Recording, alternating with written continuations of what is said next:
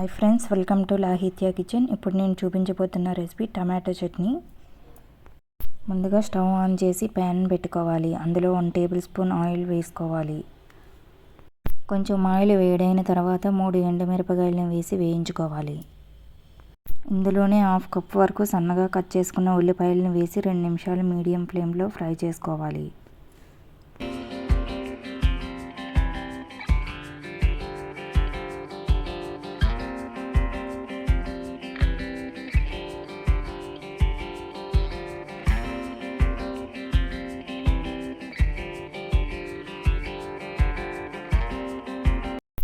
ఇలా ఉల్లిపాయలు ఫ్రై అయిన తర్వాత సన్నగా కట్ చేసిన 1 కప్పు వరకు టమాటా ముక్కల్ని వేసి కలుపుకోవాలి.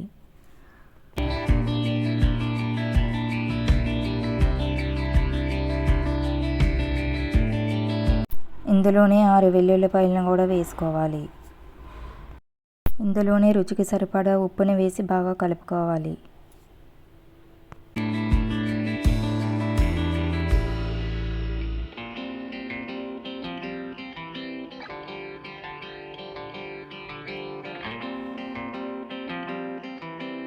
ఇందులో 1/2 ఇంచ్ అల్లం, 2 టేబుల్ స్పూన్ల చింతపండుని వేసి కలుపుకోవాలి.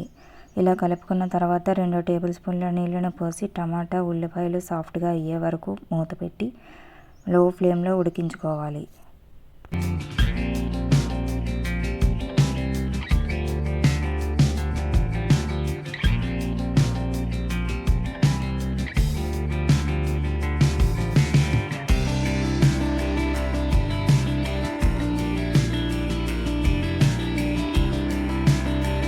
ఇలా సాఫ్ట్గా ఉడికిన తర్వాత స్టవ్ ఆఫ్ చేసుకొని ఇది పూర్తిగా చల్లారనివ్వాలి.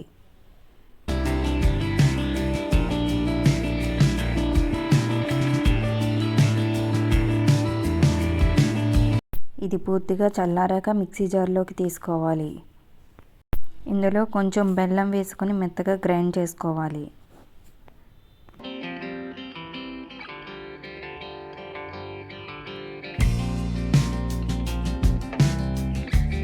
ఇలా మెత్తగా గ్రైండ్ చేశాక మళ్ళీ స్టవ్ ఆన్ చేసి ప్యాన్లోకి ఒక 2-3 టేబుల్ స్పూన్ల ఆయిల్ని తీసుకోవాలి.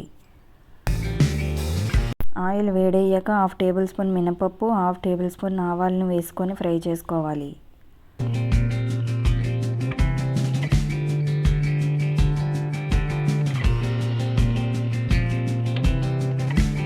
ఇది కొంచెం ఫ్రై అయ్యాక ఒక ఎండుమిరపకాయని ఇలా తుంచి వేసుకోవాలి.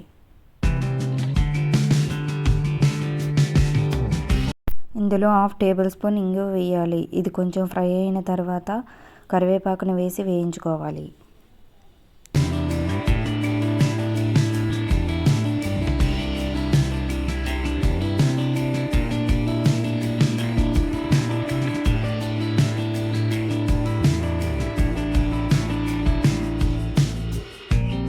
ఇలా బాగా వేగిన తర్వాత మనం గ్రైండ్ చేసిన టమాటా చట్నీ వేసి మిక్స్ చేసుకోవాలి. ఇలా బాగా కలిపాక 1-2 నిమిషాలు ఉడికిస్తే టమాటా చట్నీ రెడీ అయిపోతుంది.